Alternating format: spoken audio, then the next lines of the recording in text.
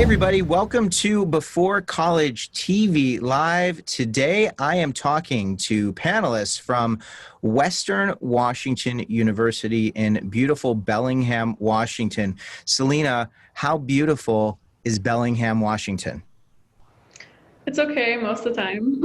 Okay, I built it up to be this extraordinarily beautiful place. So does it lose its charm after you're there for a few years?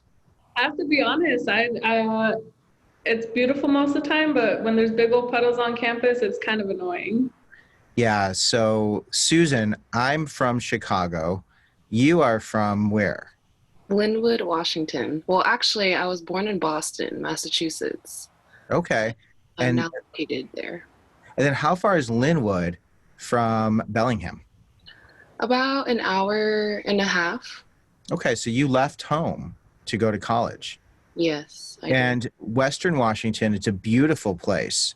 I think it's beautiful. You know, here's the deal. And Beatriz, Zion, you can help me. Susan, we know how Celina feels.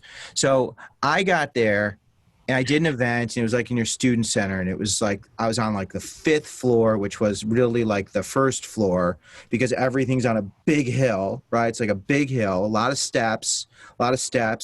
And the sun was setting over the water. I think is that the ocean? The Bellingham Bay. Bellingham Bay. It's got a ring to it. Yeah, And it was beautiful, right? Susan, is it when it's not, but it rains a lot, right? I it guess. does. Yeah, but the Uh, sunsets during the fall are just amazing.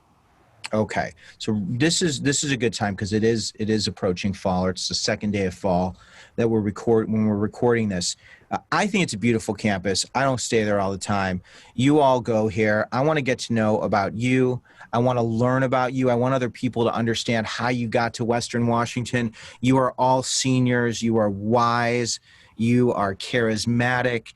You have such insight and wisdom, and we are so grateful to have you here to have this college conversation. So, Zion, I want to get to know you. I want to go to high school, all right? So, Zion, you went to Newport High School and you were involved. You were really popular. You were always busy. You were a little shy. Explain who high school Zion was. I think I'm just an extrovert at heart, so I was always talking to a lot of people, especially people from different areas. I feel like I'm just naturally curious at times, so I just like knowing and about new things. I was a part of Black Student Union at Newport. Newport does not have a lot of African Americans at their school, so it's kind of sometimes hard being a minority. Like I probably could count on my hand how much Black students we had at that school.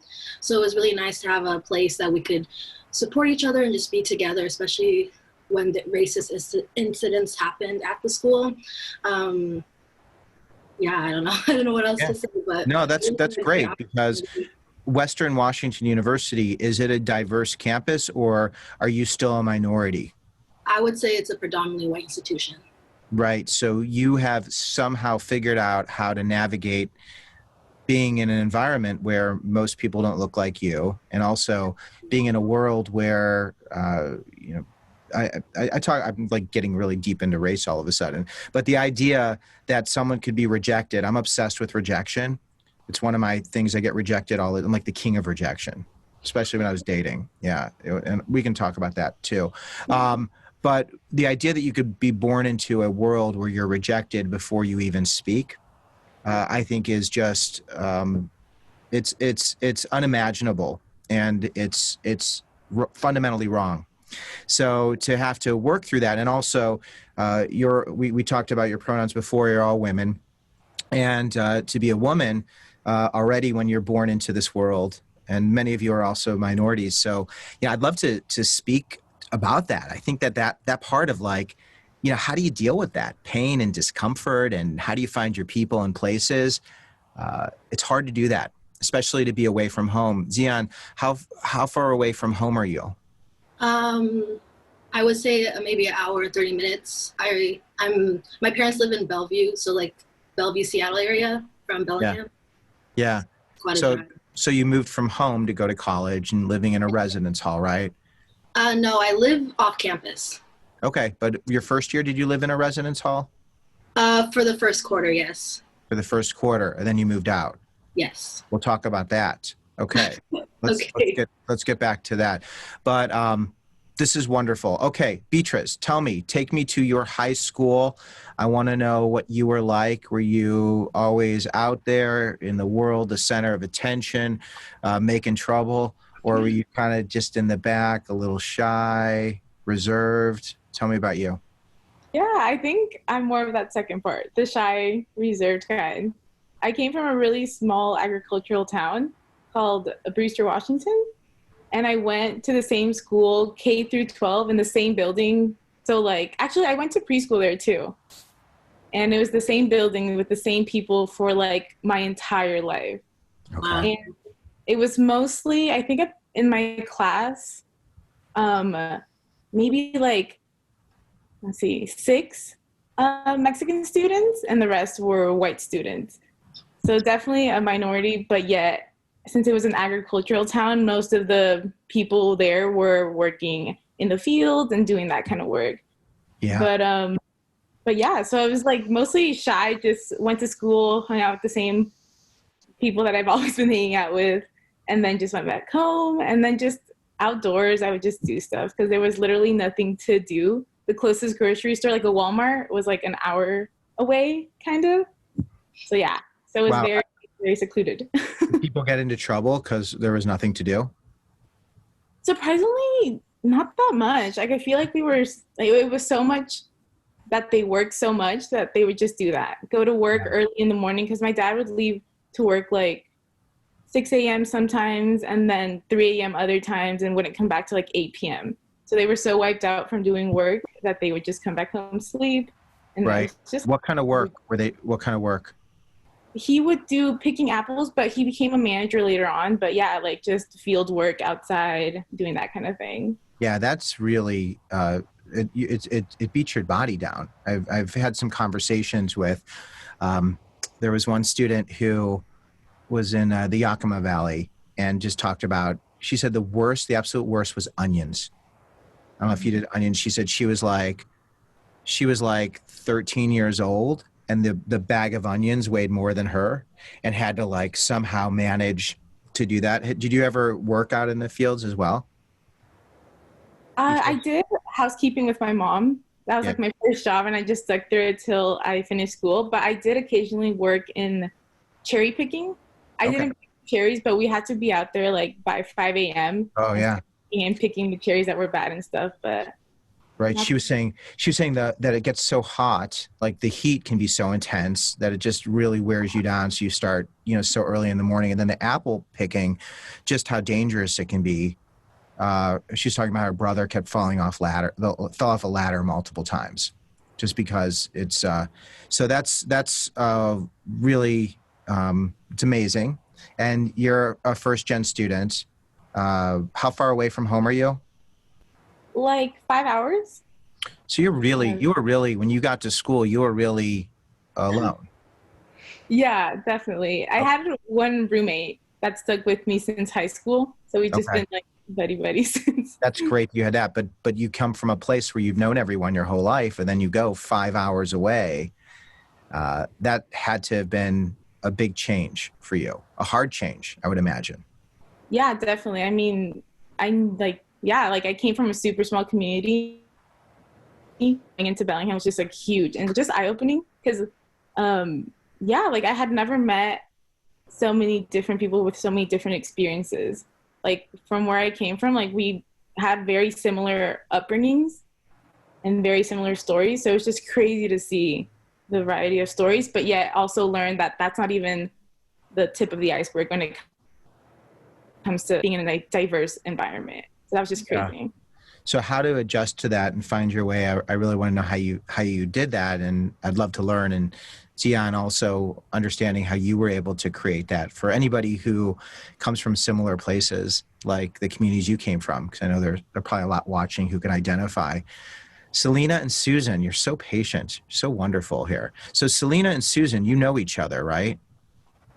Yeah, you've known each other for years. When did you first meet? Like 2 years ago? Yeah. That's when it started. Hmm. And where did you meet? Work. Yep. What kind of work? Compass Compass to campus on campus. I love the hesitation. There's a lot of drama there. I was like, you It's because first. I never know who's gonna talk. Right. That's the difficult thing. Well, we can all talk over each other because we know each other. I mean, kind of. I'm getting to know you. So, Celina, tell me a little bit about you. You're from Burlington, Washington. You went to Burlington Edison High School. Describe high school Celina. Let us understand your profile for anybody else who might have a similar background. I guess high school Celina, like, I really tried to hide the fact that I didn't feel like I fit in anywhere. So I just kind of like floated and went with everybody. I like really threw myself at sports. So like sports was like the only place that it didn't matter who you were, where you came from, where like you felt like, okay, this is my thing. I'm going to put everything at the door and just focus on this sport. But yeah, I think I started off like really lost because I had, okay, so my dad got deported right before I entered high school, and there was a lot of very mean people that like bullied me and told me that it was my fault, and that just really ridiculous things that now I look and I'm like, this didn't even make sense. Like, why would people say these things? But at the time, like that really, like it really hit me and really affected me in a really terrible way. So when I got to high school, I just was like, well, I have no friends. I don't really want friends. So I think that's like also part of the reason why I just kind of like talk to everybody. But yeah, like sports and clubs was like my thing. Yeah. When you were in 8th grade, right before going into high school, and this happened, how were you able to cope and move on? And I mean, I don't know if you ever move on. And did your dad come back? How did that work out?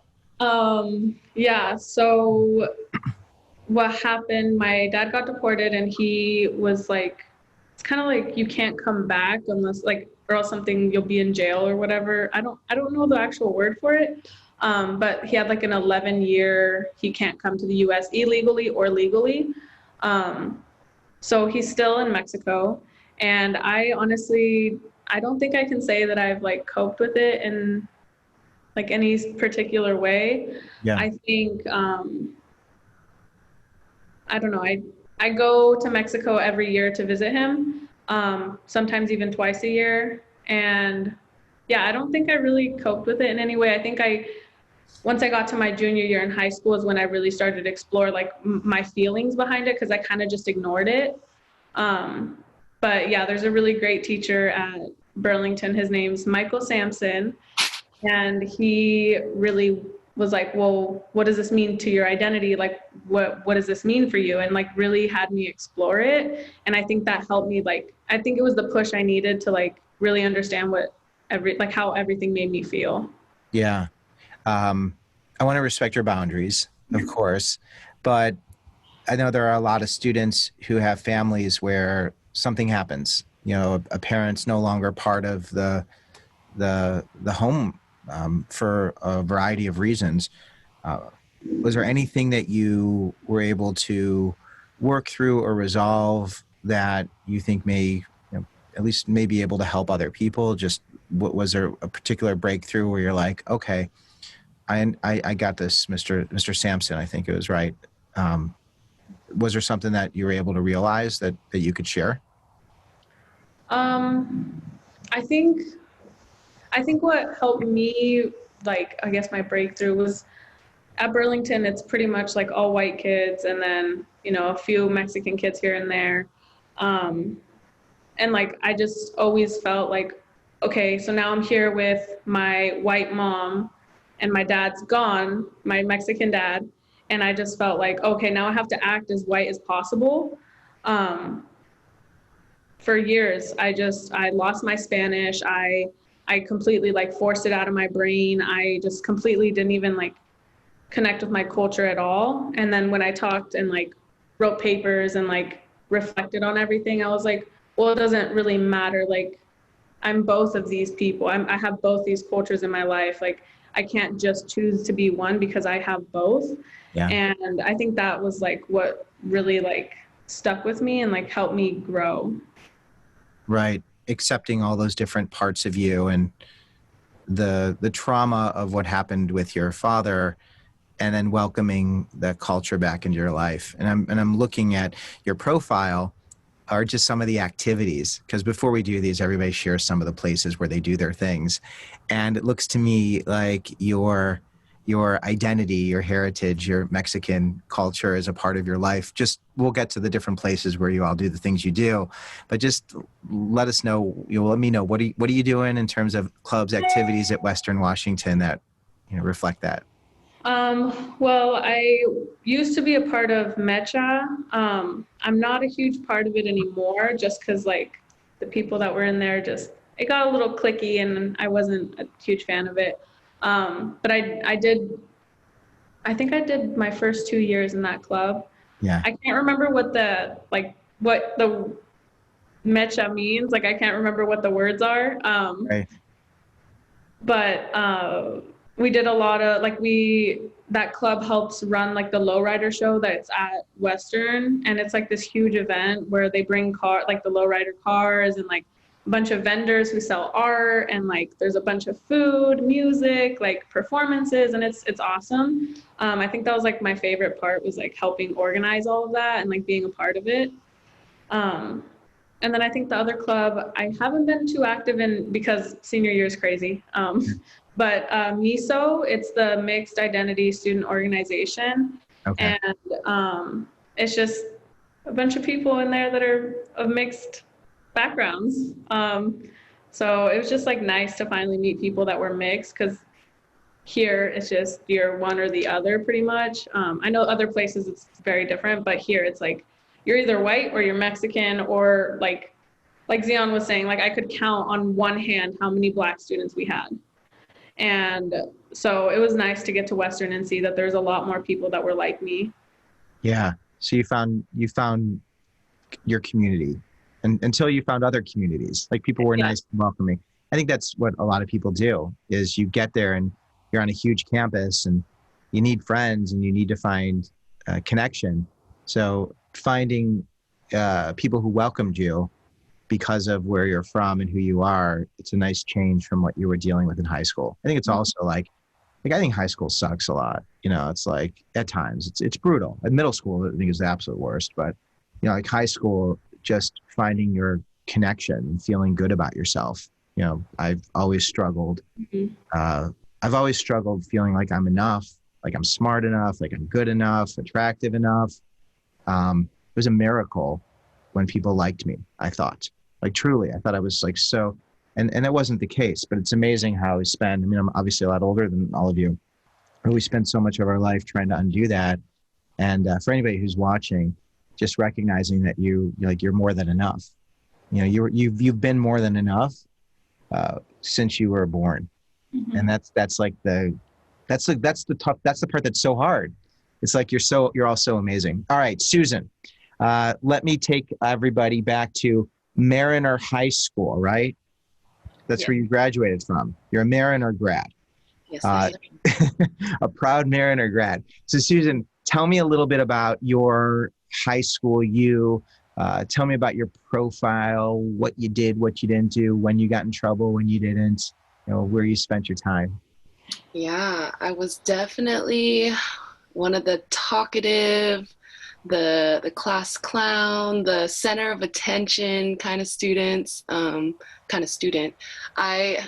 always got my work done, but I could just talk and talk and talk to anybody.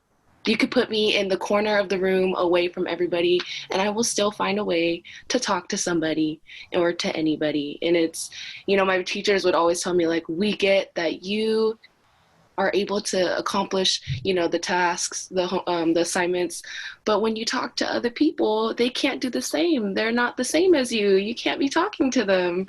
So I always got in trouble for talking, but I always got along so well with most of my teachers. There's a few, sometimes you just have that, but for the most part, I got along with all of my teachers. I could just crack jokes with everybody.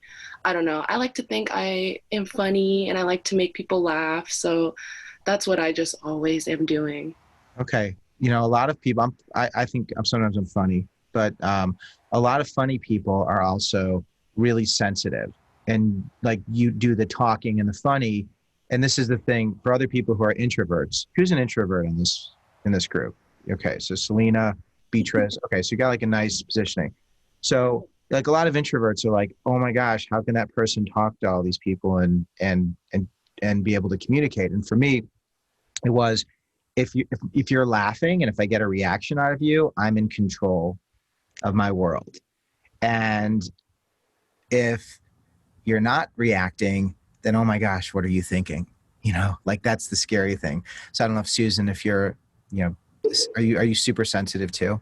I am. Oh my gosh. I think everybody here knows that. Yeah. How about you, Zion? Super sensitive? I don't know if I'm sensitive, but I'm definitely petty. Yeah. You're definitely petty or what did you say? Petty. Petty. I thought you said pretty. I was like, that's so nice. You're like such a wonderful, such a wonderful image of yourself. But you're petty. Okay, well we can unpack all of this. So you all are at Western Washington University. You are seniors, and somehow you went from middle school to high school to here. You know, you've got really interesting stories, each of you. So if someone wants to go to college, you know, I'm so curious, how did you decide you wanted to go, and how did you actually make it happen? And Beatriz, let's start with you. I'd love to hear, you know, when you believed that you can go to college, and if there was a time where you didn't think you could go. You know, how did that path unfold for you? Yeah, I think the greatest motivation I had was by far my parents. They just always pushed me to think that I could exceed more than I thought I could. And like from where we came from, like the small town, like not many people would go to college and stay in college. Like they would maybe go one quarter, and then after that you would see them back in town, and like they would just start working there and they would just stay there kind of thing. But I think, yeah, by far my parents were my greatest motivation. And when it came to support at school, I think my friends, but when it came to admin at school and all that, I don't think I ever had a teacher that really just pushed me to think that I could pursue higher education as a thing. So it was definitely just more family based for me. And I started it off small in the sense of like I went to community college. Actually, let me take that back. It's not small. Yeah. I went to community college first. And I think that was one thing that I told myself, like when I was at community college, I was like, I can't believe people don't talk about the segue. Mm-hmm. Yeah, let's talk about it. Like really, did anybody else use community college or go to community college in route? I did Running Start, which is a program that does embark into community college and helps you get college credit. So like once you do go into like a university program, you got all like the general requirements, so you're able to like get into your major faster. And then you can even graduate early, which Zion, I want to hear about that. I want to hear about that when we talk about your path, because I think the Running Start programs and how you could be in high school and start getting college credit and be able to graduate a year early. And, you know, some people think, you know, graduating a year early, how do you even do that? Is that possible? And also you save a ton of money, which is like crazy. Great opportunity. Mm-hmm. Yeah. So Beatriz, community college. So you went there, and most people go to community college. So and it seems like a really natural path. Tell me a little bit about that and when you realized like this was actually a good experience. Yeah, I think the moment I realized this, we went to a lot of like university campuses, and at first I was like, oh yeah, I'm gonna go to Wazoo. But I think I hit a point in my senior year when I realized like, wow, you're actually gonna do this. Like you're gonna commit and you're gonna go to college. And that's when I realized, okay, Wazoo is not the place for me personally. And I was like, I think just the setting of it wasn't a perfect fit for me, in the sense of like, it's like, I don't know, when I was there, it was like a really beautiful campus. Yeah, it's a great place. So, and not to take anything away from the University of Washington, Wazoo, for people who don't know. I mean, it's an amazing place. It's beautiful. It's picturesque. It's got amazing academics. But for you, it didn't fit. It wasn't the right fit. But Western Washington University was the right fit. So, explain to me the community college piece, then how Western Washington became your fit. Yeah, so then I went to community college, and I'm so happy I did, because one, I saved money in comparison to just going straight to the bat to university. And I also was able to learn a lot about myself at a community college. Just like the smaller class sizes allowed me like to talk to professors and get to know them and just kind of like dip my toes into the setting of going to college. So that's the way I saw it. Was it always your plan to then go to a university after community college? Yeah, I think after the first 2 years, I realized that that's actually what I wanted to commit to do for my life, is like to become a graduate from a university. You applied to just one school? Yeah, that's the funny part. Like, I think it was the midway through my second year of finishing the program to get my Associates of Arts. And I was sitting down with an advisor, and I think even since I graduated high school, I knew I wanted to do biology or something in the STEM field. And I was talking to them, and then I was like, oh, the University of Washington, that's such a great like research facility. Like, they do so much research. I heard so many amazing things about it. I want to go there. But the funny thing was that I didn't finish all my math requirements to graduate with my Associates of Biology. And that's what I needed to go into the University of Washington and go into their biology program. So then he starts talking to me. He's like, but there's Western Washington. And I was like, oh, wow, like I had never heard of Western Washington University. I had never been to Bellingham before, like I went to my orientation to enroll in my classes. So I just kind of just went with the flow of things. And that's crazy to think about, that it just ended up being like the most amazing fit for me. Yeah. The sense of the small community, the outdoorsiness of it, like it just ended up being perfect. And I don't know how that ended up working so well for me. Yeah. But it's just amazing. ended up, It's also very brave to just go. And you're a biology major with an emphasis in cell and molecular biology, right? That's sounds intense, unbelievable. And you're a senior, so you're going to be graduating this year. Or then are you going to go to a graduate program, or do you go right into looking for a job? Yeah, I think I'm going to go into research for a year, like take a year off and then figure out that, really focus in on like what I want to do research on, like just do different labs and find jobs. What's your dream job? I think my dream, that's a hard question. I really just want to see how research goes, and I just want to commit to finding something that I'm passionate about doing research on. So I don't think I have a perfect idea of what my dream job is. I just know I want to be behind a microscope doing that kind of stuff and just like continually learning about new things in the field. So that's something that really stimulate it and learn, and it's amazing. And I still, it's fun as you're talking. I think of where you come from, being so far away and having this really small school, and then believing that you can do this and going to community college, and then going to Western Washington and having this intense major, because clearly you can do anything, right? Like, you're unstoppable. You get that, right? That's the funny part. I still, till this day, doubt myself so much, but I know like now, I just got to push forward. That's the thing that's wild. Like, people who come from places where there aren't the teachers and the other support, like reminding you early on, it's amazing, because like clearly you're phenomenal. And it's such a great story. It's fun to hear. I was asking you about your dream because I just wanted to hear it so that I can talk about it and see it and be like, oh, this is great. Because, you're going to get there, whatever it is. It'll be fun. So hopefully we'll stay in touch, and we could do like the 10-year follow-up. And then we'll match it to this, and we'll figure out how you found your dream, which is probably just by knowing what you want to do, knowing that you're going to meet amazing people. It's going to lead you to something great. So that's so cool. I want to talk about money too for all of you. We're going to do a money round. We're going to do like a fast-paced money round because I want to know, like, Celina, your face. We don't want to talk about money. And Zion, you don't want to talk about money. But I want to know about money, like how you pay for college, because I know there's a lot of people who are like, oh, I can't go to college. I can't pay for college. Susan, so tell me about your journey. How did you end up at Western Washington?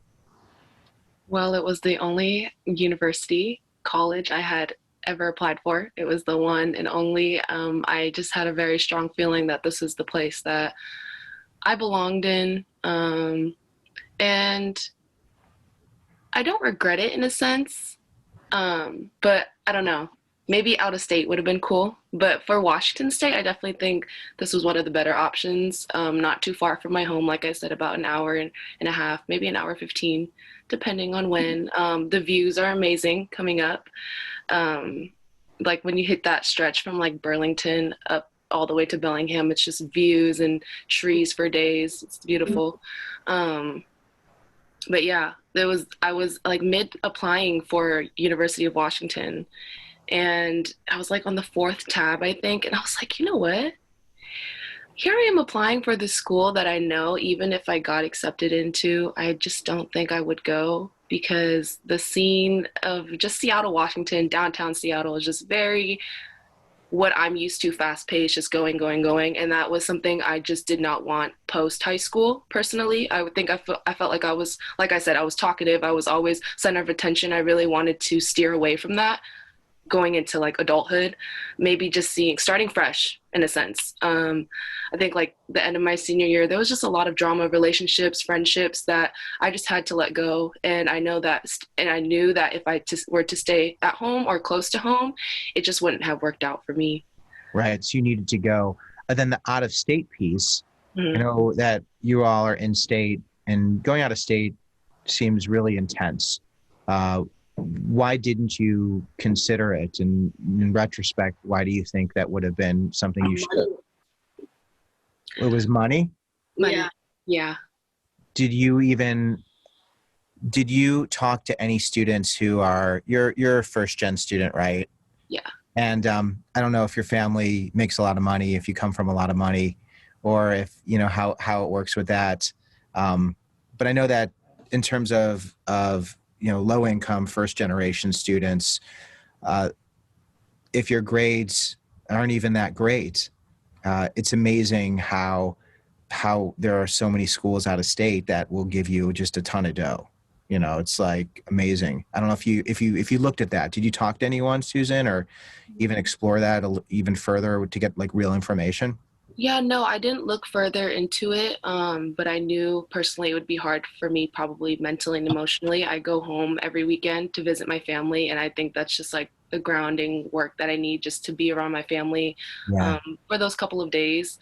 And also in Washington State specifically, we have grants that start when you're in middle school. So those grants follow you all throughout high school. So I accumulated, I know we're not getting into the money thing yet, but I accumulated from high school, just being in high school, taking a full load course and getting like B's and A's at least. Yeah. Gave me at least, I want to say $20,000. Yeah. Just so leaving Washington would have meant leaving all that money. Yes. Leaving all that money that I worked hard for. Yeah. Are you a high achieving student, like in terms of your GPA? Or I would middle say, of the road? yeah, I'm building it. I'm up there a little bit. Right. Let's, you know what? I was only asking because I've met so many students who, you know, the state schools are great and it's awesome. And Western Washington's amazing, and Wazoo and Eastern Washington and Central Washington. I mean, there's so many great choices. But just knowing like what the financial aid would be, knowing what someone would give you, I think would be really interesting. I mean, do you think, just if there's somebody out there who's like, oh, I don't want to go out of state because it's too expensive, it's going to cost too much, do you think it's worth even just applying, because they can get application fees waived? Yes. With a lot of programs. And the worst thing that happens is you're going to find out it's so expensive. But I've met so many students doing these conversations that are like shocked that someone's going to give them a full ride, or like So it's at least worth trying. Do you think it's worth? So is it worth trying at least? Yes, yes, definitely. No one have what ifs. Yeah, I mean, and then you can always go for grad school. And I think also the part of leaving home and being away from home. And I know, Beatriz, you mentioned that so many students go away for a quarter. Most of the students, first-gen students, don't stay. You know, it's amazing that you stayed, and I'm fascinated to know how you all were able to stay, and if you thought of quitting.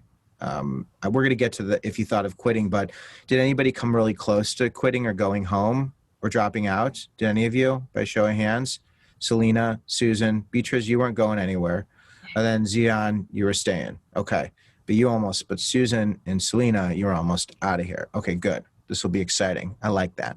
It's fun. Okay. So, Celina, how did you end up at Western Washington University? Tell me about your application process and when you even thought that you can go to college, especially given this background where your father was taken from the family and you somehow were able to continue on this path and go to college.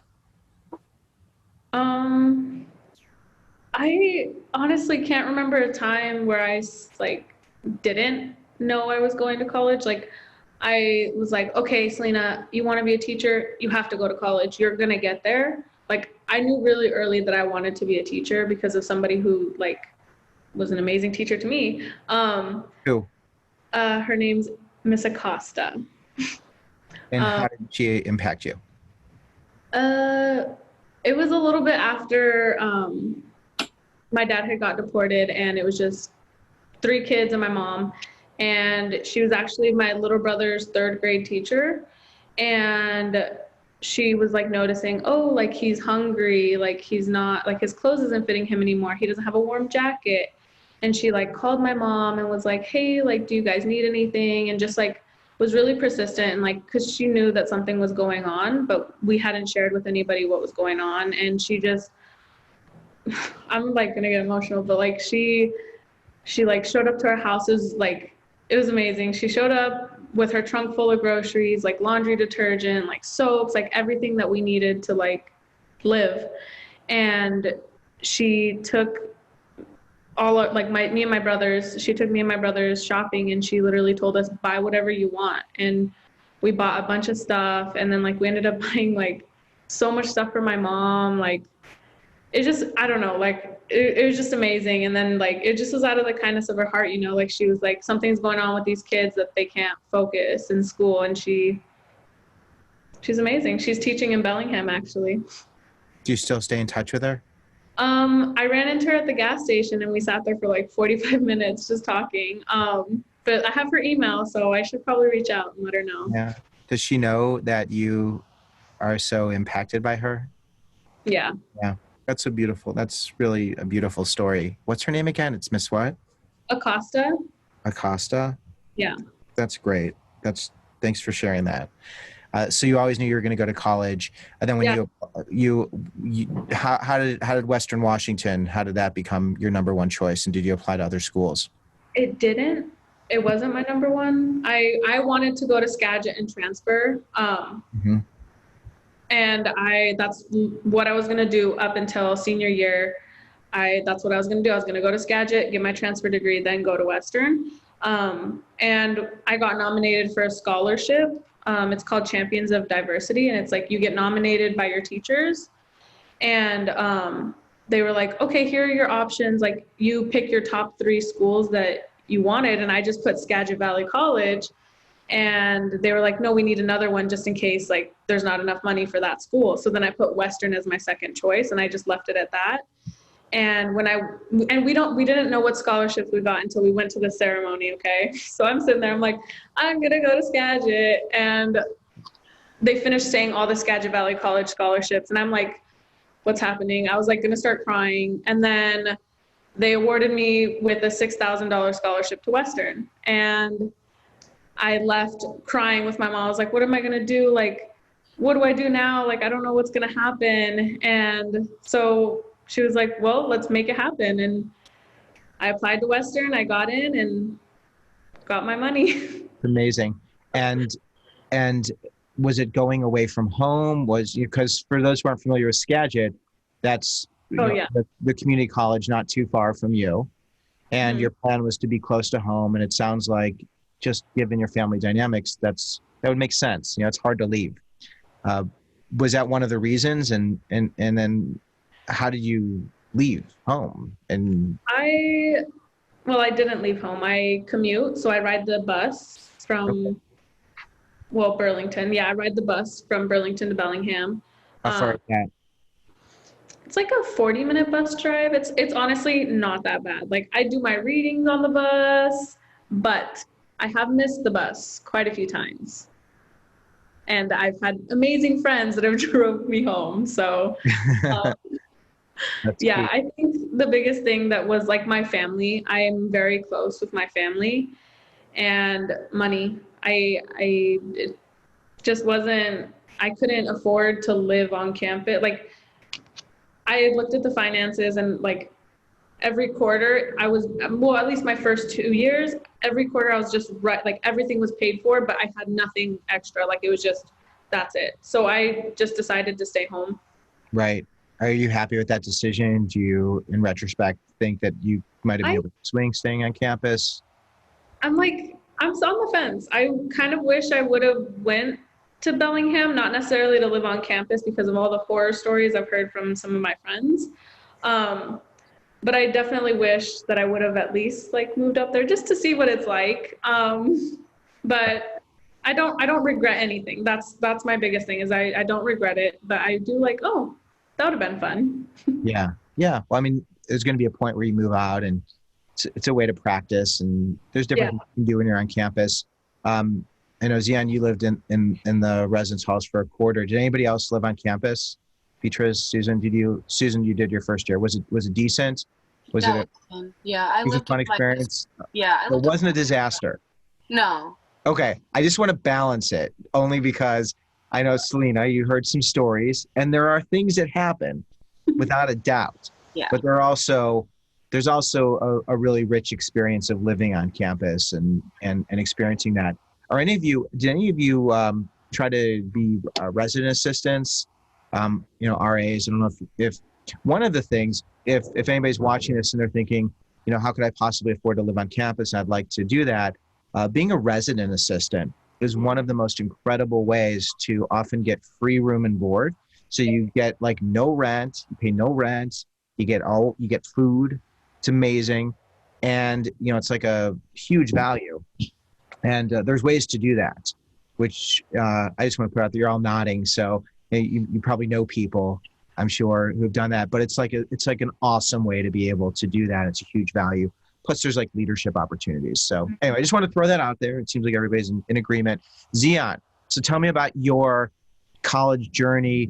Did you think you were going to go? Was this always a slam dunk? How did you pick Western Washington? I feel like college wasn't a choice or an option. It was always expectation. Always, I'm the eldest daughter in an African immigrant house. So like, I've always done everything for myself, very independent. As a child, like I was reading like government documents at age 7. Like I was helping translate for my family and all of that. So like, I always knew college was something I had to do, and I had to go. And my parents would always be like, if you want a life better than us, then you have to go to college. And they're like, oh, you have to be a role model for your brother and like stuff like that, So I always knew, as well as academics was always pushed on me to the point it became my identity. I had really good grades in hopes of, oh, like my parents will be proud of me, or like, oh, I can support my family and stuff like that, So I was like, oh, if I go to college, then I'll be happy. Then my parents will be proud of me. Then like, we won't be poor anymore or stuff like that, So I always knew college was going to happen whether I liked it or not. Definitely my dad pushed me into more like pre-med. He wanted me to be a doctor. So definitely in the beginning, that's what I thought I wanted to do, but I quickly realized that was my dad's dream, not my dream. However, I always found human behavior and human mind very interesting. So psychology was always really interesting. Like I was watching Criminal Minds even as a kid when it popped up, because I thought it was so cool profiling people, So like when I was looking at majors, I was like, yeah, I think psychology is what I'm going to do. And the thing is, you can be a doctor through psychology. So if I do choose that path, that can happen. But in terms of picking Washington, Western Washington. I did not want to go to Western Washington. I wanted to go to UW. However, UW is very expensive, and there was no way I was able to afford that. And Western Washington was able to give me a full ride due to my grades. So that's why I'm here to be completely honest. Did you apply to University of Washington? Yeah, but it was not enough money. Oh, so they gave you money. So you had your 2 offers, Yeah. right? Yes. And then explain that part, because I don't think people really understand just how it works. Yeah. Just it's basically when you get 2 offers, it's just you got to create a pro and cons list, I guess. And it was like I was kind of sick at being home. My parents have always been super strict my whole life, so I wanted freedom, and I knew that if I chose UW, I would probably be forced to stay at home. And I didn't want to stay at home and share a room with my brother like I've been my whole life, I always wanted to see what in the TVs, what college was like, that like romanticized of college life. And even through, when I said yes to Western Washington, I never went on campus. Like, I literally was like, okay, they're giving me money, I'm going. Like, I never went on tour. It was just on a whim. I was like, if this is an opportunity and I have this, then I have to go for it, So then definitely when I came here, I was like, why is it so quiet? Like, that was the one thing that really tripped me up. It was so quiet. Like, I couldn't even sleep. I had to put a fan on, and I still have a fan too, because literally, like, when it's just pitch quiet, it scares me. I don't like that, because I'm so used to like hearing fireworks or like just hearing other noises, or just like sirens or something, But like coming here in the beginning, it was not good at all, like for my mental health and like seasonal depression as well. Like, it's really rainy and dark. I mean, you think I would be used to it, because like it's still rainy and dark in Seattle, but just here it was like I just didn't know a lot of people, so I would stay home, and as an extrovert, that was very abnormal of me, So I did not like it here in the beginning. However, I was like, okay, if I choose to be miserable and stay like this, like, it's not worth it. Like, I need to do something about it. So then I just, put myself out there. I went to events that were geared to students of color, and I just met more Black students like me, as well as like other students of color, and just, talk, have fun. And then joined Campus to Campus and met some friends through my coworkers, and just putting myself out there, like just going outside of your comfort zone is very essential. And the thing is, like, no one knows you're scared. You fake it till you become it. Like, no one knows you're scared. Just go out for it. Like, and it's really rewarding, I feel like. So yeah. So you got there and you were really unhappy. So tell me, like, how surprising was that, and how did you cope with that? I guess it was just surprising, because my whole life college was romanticized for me.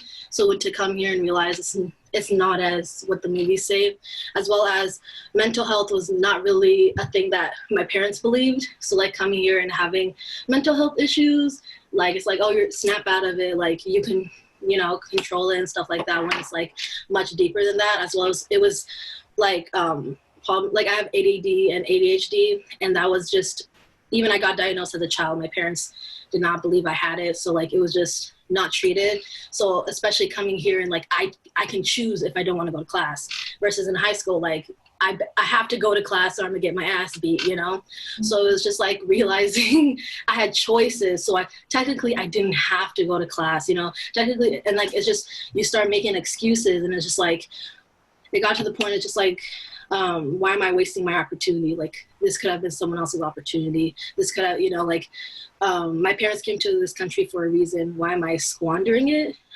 And it's like, I can still live my dream, and I don't have to fall to the expectations, but I can make it my own reality. So it's just like not being afraid to ask for help, especially as being independent my whole life. That was definitely a thing I had to learn to not, because I did everything. Even college, I had to learn about FAFSA. I had to learn about everything. So just learning to ask for help and learning to just, it's okay to lean on other people. You don't have to do it yourself was something that I had to learn in order for me to grow.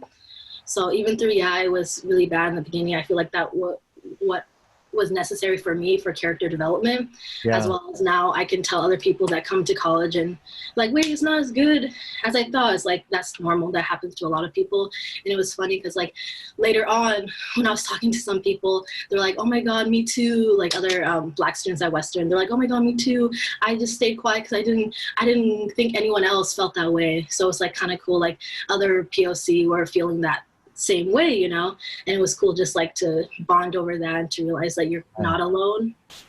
I'm curious, you were so unhappy and you're struggling so deeply and you didn't have any friends there, right? You didn't know a lot of people, did you? Yeah, I didn't. You didn't know people. So why didn't you just leave? Because a lot of people leave. I mean, that first semester, the first quarter, it's really hard. And no one ever tells people like, I mean, that's what I spend my whole life doing through books and through this is so that like let's just also juxtaposition. Let's compare. I'm like this author. I try to use, I screw up all the time. Let's just make sure you're a junior who's going to be graduating this year, who has found connection through African American Club, the Black Student Union, the Latin Student Union. Also, you are part of Compass to Campus, mentoring, helping other students. So you become this vibrant leader. And you started off and you couldn't have been any more miserable. I think it was a coping mechanism. Like I usually use humor as my deflect, as well as like, to me, it was like, oh, if I'm helping other people, then I'm able to help other people so I don't have to focus on my issues right now. So that's why a lot of, I guess, my leadership skills or like opportunities came sometimes from, I guess it's not selfish, but it's just like, if I'm able to focus on other people, then it brings me joy. So it fulfills me. It makes me happy, even through like, I know that myself, I am miserable at the end of the day when I go home. But it was also like, maybe pride or something. Like I was like, if I give up, then what else? Then I become like my parents. And like I didn't want to be toxic like that. I didn't want to go back to a toxic environment. I didn't want to continue this generational trauma, you know? I wanted to be better than that. So I was like, I can't give up. Giving up is not an option for me. Like, and I think that's what just pulled it through, you know? Yeah. So the people here who you're surrounded by, are these some of the people in your corner? Yeah, I would say. Yeah, they've been there for you and you met them. And how did you meet Beatriz? Compass to Campus. Compass to Campus. So how about Susan, tell me about Compass to Campus. I know you've been doing this for a while. And for those who are watching this, I want them to understand just how it's created this community and opportunity for you. So how did you find it? And tell me a little bit more about it. So I found it actually in the dining hall. They make these little advertisement things that say sign up for these courses. So that's where actually Beatriz and I met. I had met, out of everybody, her and I met first. Just through class. We didn't talk that much. Oh, sorry. We didn't talk that much, but we would definitely, like make eye contact and be like, or those looks when you just are talking with your eyes. So then after that quarter of us being in the classes and mentoring as a volunteer, they had told us that there are job opportunities. You could sign up and interview for this position and actually get paid for it. And I was like, well, that's cool. I had a great mentoring experience up in Ferndale, focusing on this one specific student, and I got to know him really well and we helped him out. I did it with my best friend. So it was just, I did everything with her. So we did that together. Is that someone you met at Western? No, she was my high school friend. She is still my friend. But yeah, we met in high school. We played basketball. We grew up together in high school. And then we decided to move up to Bellingham together and do this whole thing together. Yeah. Oh, so that's how, did you live together? Yeah. See, now people say don't live with your best friend. I had another one of these conversations and someone said, listen, whatever you do, do not live with your close friends. And I said, there's going to be people who say, you're wrong. They should live with their close friends. And she's like, no, don't do it. And now we have you. And is it a good idea? Well, we're no longer roommates. We are still good friends. We are really good friends still, but Okay. Semi-true. I would say it's semi-true. Okay. At first it's all great. It's fun. You know, it's your first time moving out of your family's home. You're with your best friend. It's really exciting at first. And I think as things start to die down and then school really comes in the picture and you're kind of just everywhere, because it's not the same as high school. Like, we don't have the same assignments. We have all completely different teachers, all completely different courses. Everything's completely not the same as it was in high school. So it took a lot of adjusting, and I just think it's better. Yeah, it's better to not live with your friend. Okay. Well, it sounded like a party till you started talking about it. And then it's like, you know, the reality of being around someone 24/7 can wear you down. And the balance of, I'm always a promoter of divide and conquer. Like, if you're in these other places, you get to meet each other's friends and everybody gets to interact and you really get to expand. So you found Compass to Campus through just a little sign on the table, right? It was a little sign, and then you showed up for a meeting? I signed up for the course. So you take a course first, like the classes that they offer. There's 3 different classes. I took the 5-credit one that you go to class for 10 weeks and you also mentor for 7 weeks. The other classes, you just go to classes for a couple weeks and mentor for the rest of the quarter. Gotcha. So I was doing a lot of both, and it was a heavy focus on social justice. So that's really what brought me into it, because I'd never had that ever like, in growing up, like those kinds of courses where we actually talk about inequities and like oppression and all those things, white supremacy, you know, all those great things you learn about in college, but not really in high school. Yeah. So it's real and raw, and you can get involved. You just sign up for the class, and then you get to meet people. And I think that's something really important. Finding places, finding classes, finding activities where you're going to interact with people, I think is really key, especially when you don't know a lot of people and it's hard to interact, and just really being mindful of that for students who are thinking about college and even that first year. And Zion, you know, it's so hard to be in a new place. And I think that what we've all dealt with in terms of just COVID, of being isolated and not having our people and not having our places, it's really forced everybody to really be their own creators of joy. And I see that with you, that you all have things that give you joy, and helping other people is just a wonderful way. And it's incredible what you do for so many people. I want the students watching who are so worried about money, who are so focused on money, who have families who talk about money. I want them to understand, how have you been able to pay for this? And if you've taken out loans, I'd love to hear about that, because sometimes loans, people really, you know, they think they're taboo, but handled in a responsible way, it's an investment in you as well. And I'd love to just know. So, Celina, how do you pay for this? Well, most of my money comes from FAFSA, which is oh God, I don't even know. Something federal student aid. I know, it's the worst acronym. Free application for student aid. I think it's the free application for student aid. Right. I'm trying to make it fancier. FAFSA. Yeah. Right. So you filled out the FAFSA, and we can do this as a discussion. Okay. The FAFSA, is the FAFSA fun? It's the most ridiculous question. It took me so long. Like, I had to go in and I didn't know half the things that they were asking me. So then I had to like save it for later. Then I went back again and I still didn't know what I was doing. So then I had to save it again. And then I had to like bring my mom, because they like offered to fill out the application at my school. So I was like, Mom, you're coming. Like, I don't care what you're doing. I need you here. And she was like, I don't know how to do this. And we were all just like trying to figure it out. And it takes a very long time. Did somebody help you? Yeah. And who helped you? Gear Up staff. Okay. I can't remember exactly their names, but I know it was Gear Up staff. So you were part of Gear Up? Yeah. And is there anyone else here who was part of Gear Up in high school? No, I would say some public libraries are able to help too. For me, I was I just Google is your best friend during this time, especially if your parents don't know English well or just they're unable to help you. I just find like if I couldn't figure it out, I would just say like I would watch videos of how people filled out their FAFSA, or I would go to the public library and they would help you out as well. Yeah, I think basically Google and YouTube, like those were really helpful tools to figure it out. And yes, it does take a lot of time, like Celina said, but like it's worth it. You get some money, I guess, hopefully at the end. So yeah. And Beatriz, you filled out your FAFSA? Yeah, I did. I'm trying to think back when I did, because like I didn't use the computer that much.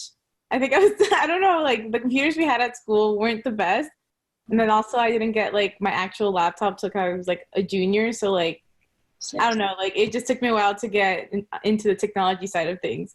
But I think they had this one thing where we could come in and they'd like help us fill it out at my high school. So that's kind of the way I went about it. And then, yeah, it's stressful because you're handling like sensitive paperwork. I was like, what if I do tax fraud and I don't even know and they come for me? Yeah, exactly. And you're like trying to read all these things and fill it in. And it's just really chaotic at times because you really don't know what you're doing, even though it's like, oh, put this from this line, and then you can't find it on the paperwork. And then you're like, what does this mean? Who can I call? Yeah. It's definitely time consuming. Yeah, it's intense. And I think having someone who's done it, whether it's the Gear Up advisor or the college counselor, or finding, the resource through the library, but also talking to an upperclassman who's done it, because you have to fill out your FAFSA every year, right? Yeah.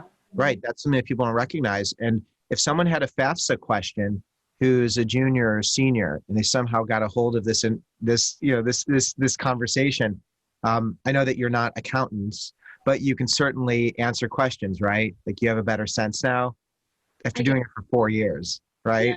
It's still confusing every year, but definitely. It'd be cool if you did the YouTube video of being like, okay, guys, we're seniors. We've FAFSA. It would not be PG-13 if I did the YouTube video. When I get frustrated, I'd be like, it would be beep beep, and I'm like, oh my God, I'm so sorry. Oh, that's the best part.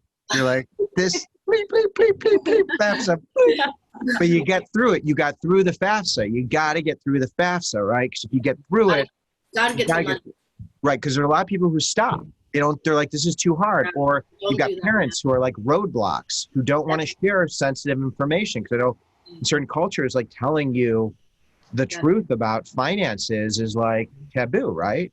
Yeah. Yeah, there's also, I forgot to mention this, but a lot of my friends had to fill out the WAFSA, which is for people who are undocumented, and they can't do the FAFSA because you need all the stuff. Yeah. So there's also the WAFSA. So I don't know too much about the WAFSA because I've never filled it out, but I know a lot of my friends have filled it out. Right. We've had conversations about that, and it's nice to know that there's a path. And I think that students don't see that, and there is a path and a way to get there. So thanks for bringing that up. So when you got to school, I'm sure there was a moment where it was pretty hard. You had to deal with academics. You had to make friends. What do I want to get from you? You've got so many stories, and we have a limited amount of time. And I'm just like, oh, what should I get from you? Because you're all so interesting. So let's go through Western Washington University places. Places are where you find friends. It's where you find connection. It's where you find community. It's where you meet people to do the things that can help you to discover what you like and what you don't like. So when I talk about places, it's clubs, activities, organizations, where you put yourself, where you spend your time. And I think Celina, also you being a commuter student, still commuting on the bus, taking a 45-minute ride to campus every day, offers a really interesting perspective as well, that you can still be involved. Like, you've gotten involved. So let's just do quick. We'll do a couple speed rounds just so I can get the best stuff. And what we'll do is we'll share these resources with people who are watching this so that you can click on some of these links and resources. So if any of this is something you dig, you'll be able to experience it. So Celina, run through some of your places with me. On your mark, get set, go. Okay, I did Compass to Campus. I did Miso. I almost said Miso. Miso, and then Mecha, and then I was a part of the Future Woodring Scholars FIG, which is like a first-year interest group. There's other interest groups that you can like go into. It doesn't have to be like a Woodring Scholar, which is like for teachers. There's other ones to get into, but I still talk to like every single one of those people like to this day, and it's been years. So I feel like I'm missing something else. We'll include it also, because I'll include your places with these conversations. So yeah, and if you think of something later, just let me know and we'll include it. Because if any of you watching or listening want to participate in any of these things, you know, the panel here, even if someone listens to this after you graduate, are you open to answering questions? They're nodding yes for those who are listening to the podcast. This is a big you know, enthusiastic yes and thumbs up. I like how, Beatriz, you put your thumb up after I'm like, I say that people listening, you're like, thumbs up. I can't see your thumbs up. Wait, that's helpful. Yes. No, it's great. It was great. You know, it's fun to see. It's fun to watch it too.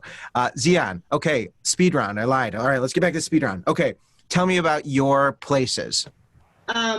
So Western just recently built the Multicultural Center for any students of color listening. That's just a place for students of color. And a lot of the clubs that you are hearing us say, such as MISO, LSU, Black Student Union, African Caribbean Club, most of those clubs are held in that space. So that's a really good place, especially once COVID dies down and campus is open. That's a place that you can study, you can chill, you can talk, you can even rent out rooms and stuff like that. So that's very helpful. And I've met a lot of new people there. People are just friendly. You're just like, hey, what's up? And the next thing you know, you're like meeting someone and you didn't even know. The library is also a great place. There's like the writing and lab help, and that really helps. And you meet people that might have similar projects as you or some similar interests. And like through helping, you're able to meet, as well as just a nice quiet place for you to study if you can't work in your room and you get distracted. And we also have Miller Hall, and that's like a little more modern place that people get coffee and study, as well as that's where it comes to campus. We're at the basement, and that's where most of the coworkers will work in the office or have work groups. Perfect. Thank you. Mm-hmm. All right, Beatriz, I want to know some of the places, and they could be your places, or you could even be people who you're close to, where you think they're worth highlighting. I think the places where I found the greatest community was like Compass to Campus. And then I also applied for a job on campus for orientations for new incoming freshmen. So that was the New Student and Family Services Outreach Program. So I worked with them, and I met a lot of people that were going to Western at the time too, and then got to know them. And then I also joined Mecha, and I joined the biology club. So that was fun. And I met some people through there, and then we shared interests on biology and stuff like that. And I think in class is where I met most of the people that I got close to, was just like people that were taking the same classes as me, and we were just created a bond over that and stuff. Yeah. And I imagine if you're in the sciences, there's probably more labs where you're working in smaller groups. Yeah. There's also computer labs where they have the Macs and the PCs too. So if you don't have those available at home, you're able to go there and print or use those technology. Yeah, that's a great place to hang out. Susan, some of your places. Campus as well. And facet, like I mentioned, family and teaching, family and community engaged teaching. Sorry. Yeah. And you've really been immersed with Compass to Campus. You're saying that, you know, that you've really found your way, and you are all senior leaders in this organization. And it seems like a really central part of who you are and what you do. I think it's really important if you find that one place where you can really find that connection, it's a place that can lead you into so many other places, because I know that you're in Compass to Campus, but some of the things that you do is you go to schools and you tutor students, correct? Yes. And what are some of the other Title I students? Pardon me? Low-income Title I students. So you'll do that, and you'll do that on location, or you'll do that virtual. Then there are other activities I know that you were mentioning. Susan, what are a few of those other activities? We have after school programs as well, which is really fun. So it's not typically in the, regular day-to-day classes. It's after school programs that I was heavily involved in. Those are the best because the kids are just like loose. They're trying to have fun after classes. They're like, the bell has rung, like we're done with classes. They are so funny, like energetic. The energy's so high. I recommend after school programs. They're the best. Volunteering or for credit. Also, we do tour days for all of the fifth graders that we serve. It is one of the best events at Western. All the students are just running everywhere. They're in their own groups with certain lead mentors, and they're just running around, looking at the campus, exploring. I think at a young age, it's really just nice to know that you have options. Like Celina mentioned, North to Western, we have, I think, like 10 students each quarter just come every week, and we work with them kind of one-on-one, or like 1 to 2 or 1 to 3, depending on how many students there are that day.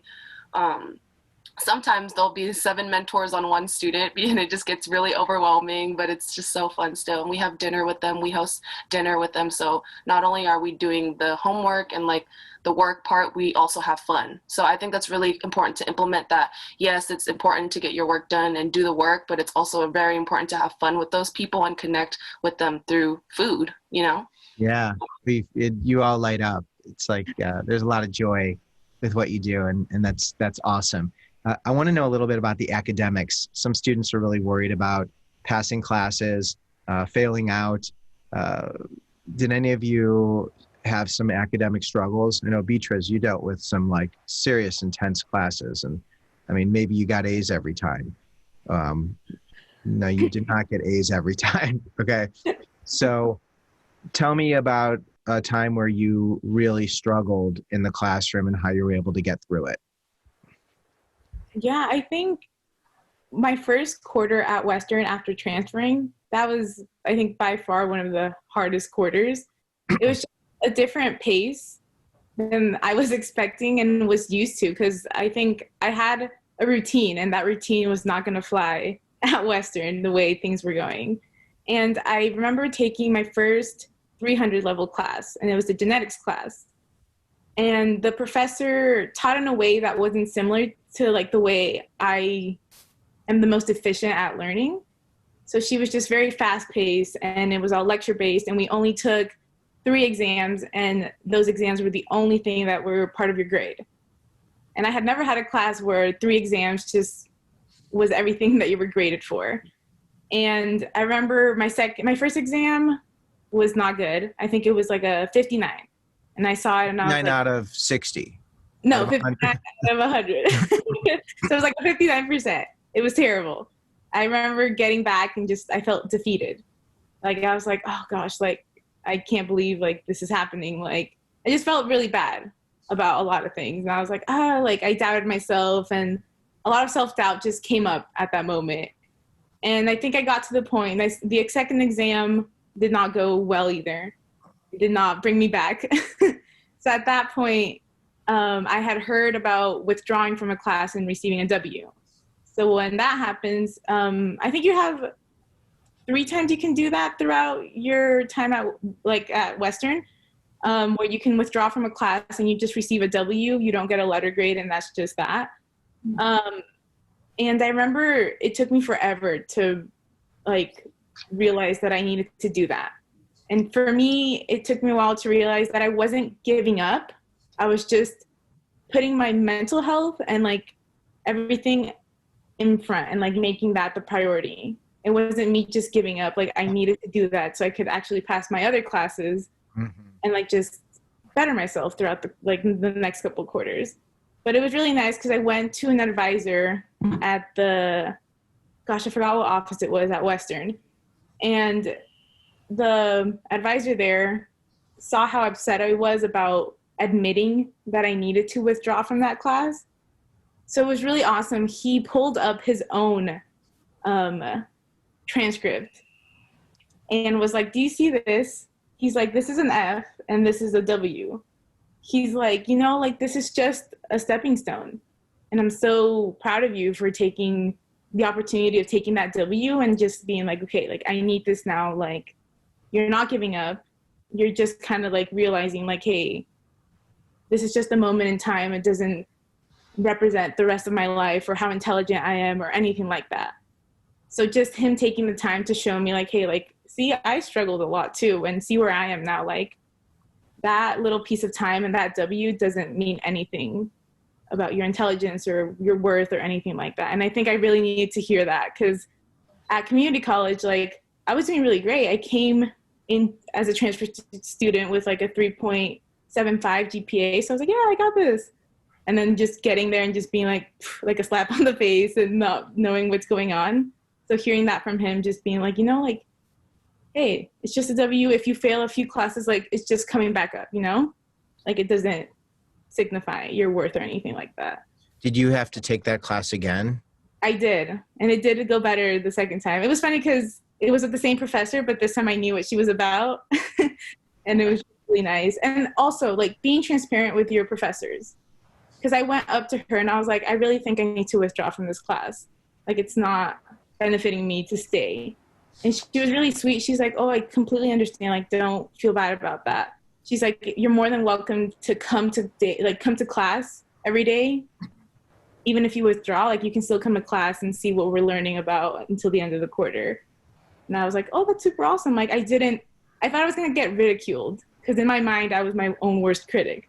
So stepping up and asking the professor or telling them this, yeah, in my mind, made that worse.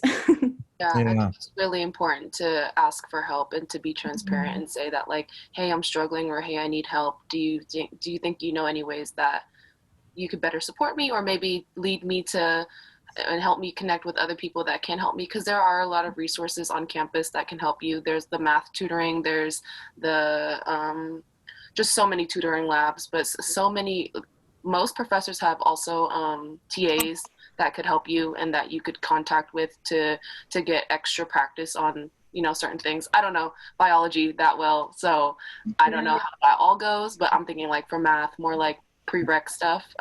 Yeah, don't be afraid to ask for help. And I love that you mentioned you talked to your advisor, because that is really something that helped me personally, especially my freshman year. I had no clue what classes I needed to take. I had no clue what GURs. They give you this sheet that you can kind of plan out your classes, but that was just, it was like a foreign language to me. I was like, I don't even know where to begin, where to even dip my foot in the water. And my advisor would literally just make my entire schedule for me, but he would make me multiple. So he's like, so just see which one you like, which one's fitting to your everyday life. Because he was like, if you know you can't get up for early classes, don't do early classes. But if you know you're an early person, don't do later classes. You know, it's just those little simple things that I just personally never thought about.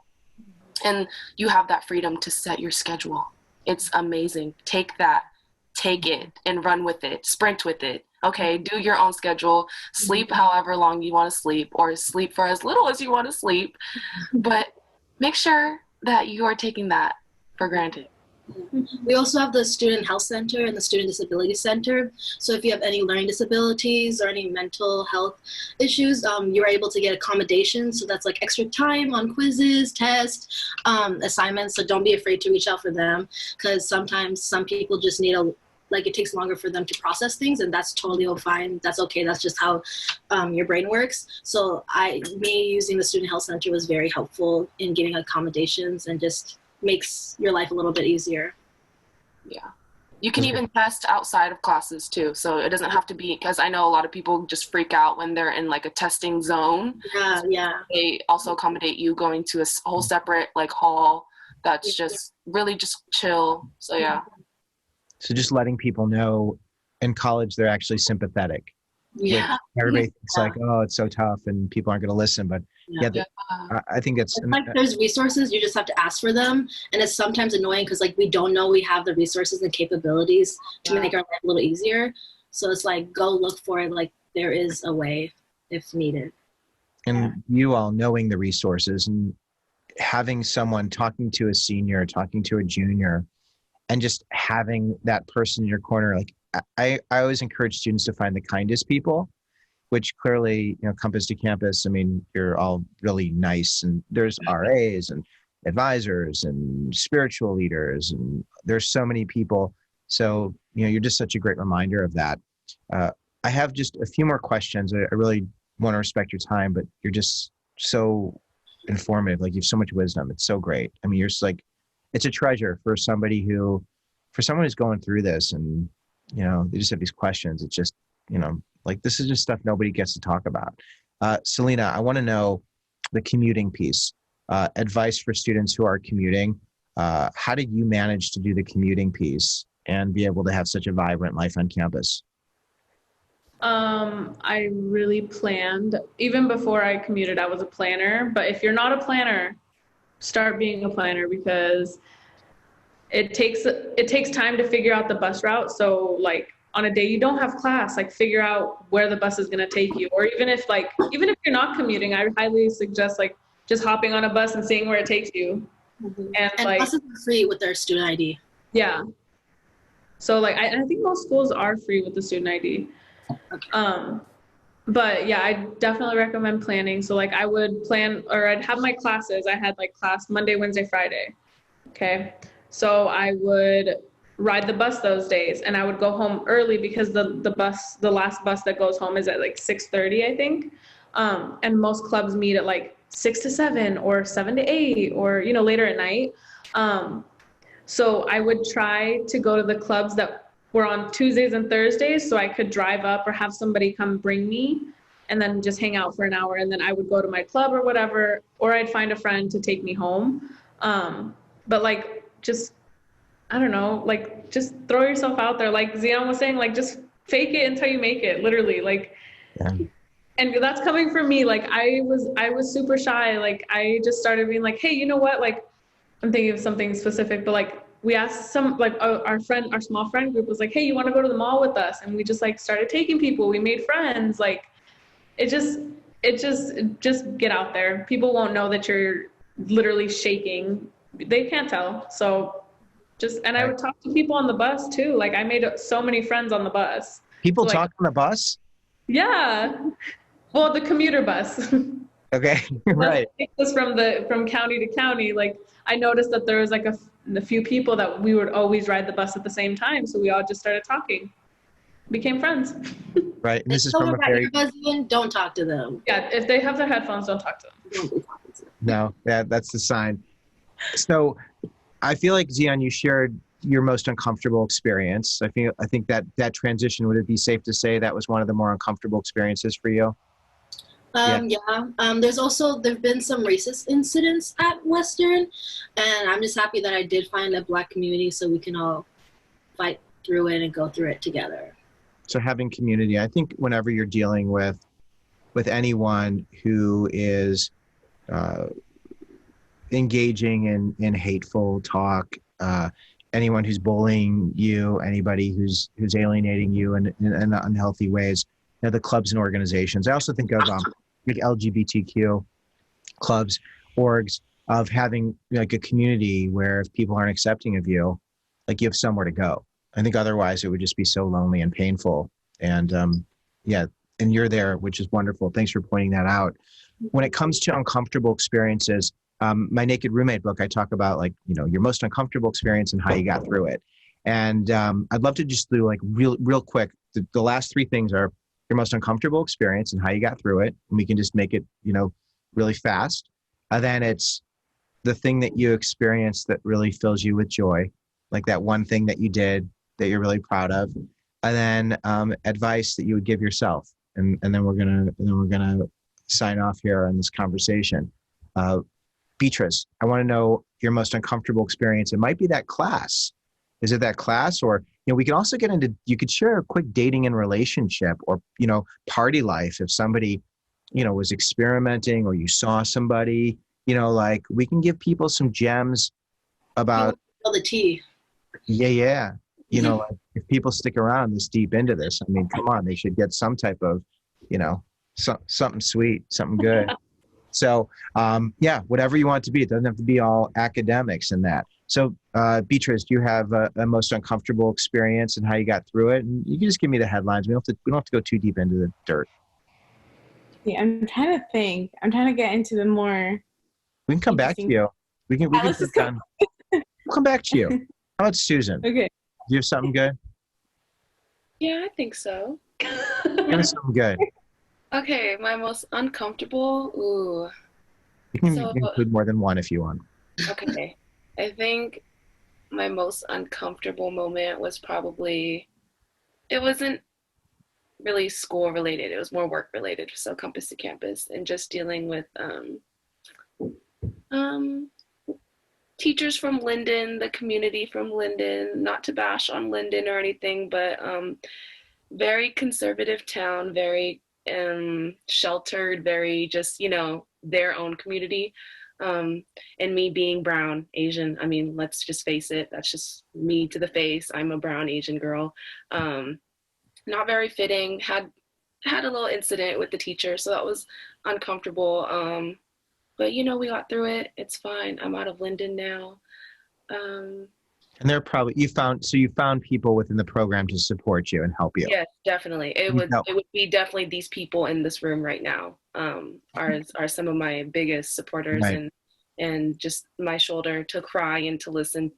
Yeah. So you shared it, and I don't know anything about Linden. I'm not familiar at all, but there's no one from Linden to talk about how there are wonderful people in Linden. I imagine there are probably some good people, and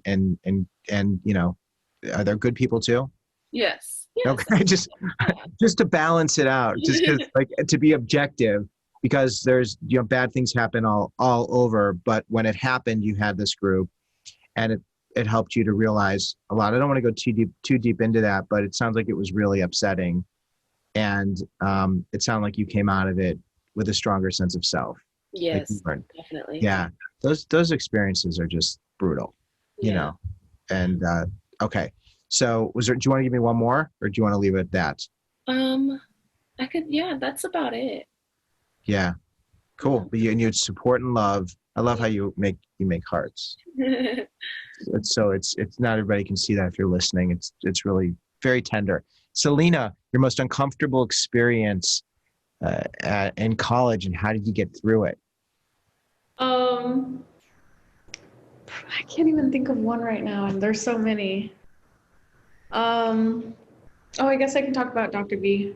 Coming to Western, literally feeling like I was like, I don't like this place. I'm never coming back. This is stupid. I don't want to be here. And Dr. B used to be the director of Compass to Campus, and he pretty much was like, come here, like, what's going on? Are you hungry? Do you want to eat some food? I have a wall full of food. And I was like, who are you? And why are you talking to me? But yeah, I was really uncomfortable just like being on campus, because like I was in like 400 people classes, like looking around, and I was like, I don't belong here. And then I met Dr. B, and then I found all these amazing people. So it was Dr. B. That's great. And then Beatriz, did you think of something and uncomfortable? I mean, you had that classroom one. I can qualify that classroom one. I mean, that was pretty brutal. Yeah, I think the classroom one was definitely one of the toughest, most brutal moments I've had. And I think the only other thing I can think of is like when I first went up to Western, I didn't know anything about Bellingham. Like when I went to sign up for classes, like that was literally the first time I stepped foot in Bellingham. Yeah. Like when we started classes, like I didn't know my way around anywhere. And my roommate and I, we were like, oh, let's find an apartment that's like super close, like walking distance to campus, so we don't have to like drive around that much. And I remember my first day, and like my first class was at 9 a.m. No, 10 a.m. And it was in the big 100-person lecture hall. And like I was walking to campus, and I was like, I didn't know the route exactly. And there's this really big hill that curves when you're going up to the school, and it goes by this building. I think that one you were talking about where you can see the sunset. Uh-huh. And I went up there, like I walked from my apartment, which is like 10 minutes to get to that building. And I didn't know that you can go through the building to go into campus. So I go up the hill and curve up all the way, and I go past the gym, and then I go all the way to the communications building, which is like a little bit, they're going, because it's like a little hill. That's pretty little hill. It's not a little hill. It's a huge You hill. did a whole workout. I did. I think it took me like 25 minutes to get to When you class. made class? I had my backpack on and it was hot. And I remember getting to class and I'm sure I had like a sweat mark in my my back. And I was like freaking out because I was like heavy breathing, and I walked in and I think I came to class like a minute late. And my backpack, like I was like kind of shaky too because I had just walked that whole thing, and like fast paced too because I was like, oh, I need to get to class, like I can't be late. And I get there and there's a seat in the middle and these are tight rows, and I take up my backpack and for my luck, like it was open and there's like little stairs and like my things go flying in the middle of the lecture. I'm like, oh no. So I like grab it and I pack it in my bag and I'm like, I'm so sorry. And I try to make my way into that middle seat, and middle seats in those big lecture halls are like the worst because they're super tight and you're trying not to knock people's things over from the row on top, and you try not to hit people as you're shimmying through the rows. And I just sit down and I'm like heavy breathing. I'm like, I just interrupted this whole class and I don't know. I don't even know what I'm doing anymore. But yeah, that was my first day at Western. I was just like mortified and I was like, but I saw the comic side of that. And when I got back home and I was just like laughing, crying at the same time. Like, wow, first day of class and like this whole thing just. At least you went to the right classroom. Yeah. Oh, gosh. That would have been the funniest part, right? Even in college though, my first day of classes, I was in the wrong class. I talked to the person next to me. I was like, oh, is this biology 105? And she's like, no, this is something else. I'm like, You did that too? I did that too. I don't know. That wasn't the same class we're talking about. No, That was later in the day. Right, But- the same day. That's perfect. That's fun. That's funny. So I want to get, what did I want to get? Oh, I lied. There's just one other thing. I want to know your dream. Okay. Now, Beatriz, we talked about your dream. Your dream, you don't really have like a specific dream job or dream. You just want to do research. You love doing research. You want to research biology and cells and all this stuff and fix something or learn something. Okay. Zion, do you have a dream job, a dream something? I would say I don't dream of labor, but if whatever I'm doing, I just want to know that I'm helping people and I'm making a difference, And I think that's all. Like, I just want to know that every day when I'm waking up that I'm making a positive difference on someone else's life. Yeah, beautiful. Celina, do you have a dream job, a dream goal, something that you're thinking about, something that makes you light up? Yeah, well, like, I want to be happy just in general. So whatever I do, I want to be happy. But I also want to make a difference. I like amazing. I'd be like great, right? It would be a superintendent. I want to be a superintendent somewhere. Oh, that's Somewhere fun. here in Skagit Valley. Superintendent in Skagit Valley. Do you know any superintendents? I do. Oh, that's great. Okay, good. All right, we'll keep this. And here's the thing about dreams. If you change your mind, decide you don't want to be a superintendent, then that's just as awesome. It's like we don't have to stick to anything. It's just the idea of like thinking about something that makes you light up. Like, I just think that's so exciting, because our brain fires and it's like, wow. And so even if it doesn't happen, it's fun. Susan, do you have a dream, something that you can share that you are excited about? My dream is to be like a principal of maybe my old elementary school. I would really love to go back and work there once I graduate. If not, any school in my school district would be ideal. But yeah, principal. Why your school district? Well, specifically, my school district is very diverse. Like, my high school was the fourth most diverse school in Washington State. So actually coming to Bellingham, it was just a huge culture shock for me. I thought it would be so diverse and such a, I don't know, inclusive, amazing place. And what I grew up in was just very different from seeing what I came into Bellingham with.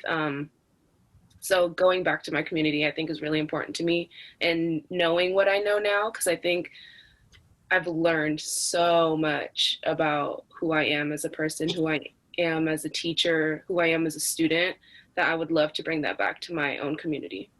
You know, I just want to address that, because someone might be watching this thinking, oh, you know what? I don't want to go to a place where I look different than other people and, you know, where I'm not like everyone else. But it sounds to me like your experience here has been so defining that it's really helped you in ways that you could bring back to your community. Would you say that that is true? Yes, definitely. Okay. That you wouldn't have been able to have these experiences if you weren't there. And also you found these amazing people who have been in your corner. When we look around, it's a diverse group. Yeah. Like you found some diversity Yeah. and love and joy. Yes, for sure. Yeah. And you sought it out, and that's a beautiful thing. The very last thing, if you could go back in time and give high school you one tip, okay? Let's talk to high school freshman you. If you can think all the way back to freshman you, which is like such a lifetime ago. So if you can give freshman you one tip, what would you tell you if you can get in a time machine to help you to deal, cope, survive, win? What do you think that would be? Beatriz, do you have something you would tell high school you? Yeah, I think one thing I would tell myself is don't measure your worth by the amount of success you have. Like, we don't talk enough about how failure is a huge role in every success story. Like, we have to always be kind of gracious about the failure we have in life and be like, oh, like, dang, I really needed that to go forward and push me forward. Like, acknowledging, like, you're going to fail, but you can get back up and just do twice as better, or not, you know, it's okay to fail at things, and like, just go for every opportunity that you see. Like, even if you fail, just go for it. I think that'd be the biggest thing I tell myself. Like, don't measure your worth by the amount of success or by comparing yourself to other people. Like, you're your own person, your own story. Like, just take the opportunities. If you fail, it's okay. You can always go for it again. Yeah, thank you. Susan, if you can go back in time and give you a tip, high school you, freshman you, you're like, hey, Susan, you got to know this. What would you tell you? Definitely be take my time, take your time. And I give that advice to everybody, every person in high school or in middle school or even elementary school that talk to me about, you know, being afraid of being an adult and growing up past, you know, the traditional K through 12 school. But definitely take your time, because I'm on my 4th year, but I'm not graduating anytime soon. I just got into my Woodring program for education for my dual endorsement. So it's going to take some time. It's one of the longest programs in Woodring, and I'm fine with it. I think for the first couple of months, I was really insecure, maybe. I don't know if that's the right word, but I don't know, feeling like, dang, I should be here in my life. Like, I should be on track to graduating at the end of the spring. But that's just not the reality. And I don't know. I think I also grew up in my family just like being compared to my cousins or being compared to this person or that person, but just knowing that this is something that I want to do for myself and not for my family and not for anybody else, but for myself, and that it will make me happy. And that it's going to take some time, because at the end of the day, I think to myself, I'm going to just work for the rest of my life. Why not just take the time right now to really find myself, to really understand myself, to understand the world, what's going on around me, just bigger things than I think just what I've been in this bubble of. Yeah, just taking my time. Sorry, that was a long one. No, I love it. I love it, because everybody's in such a big rush to get to the next place.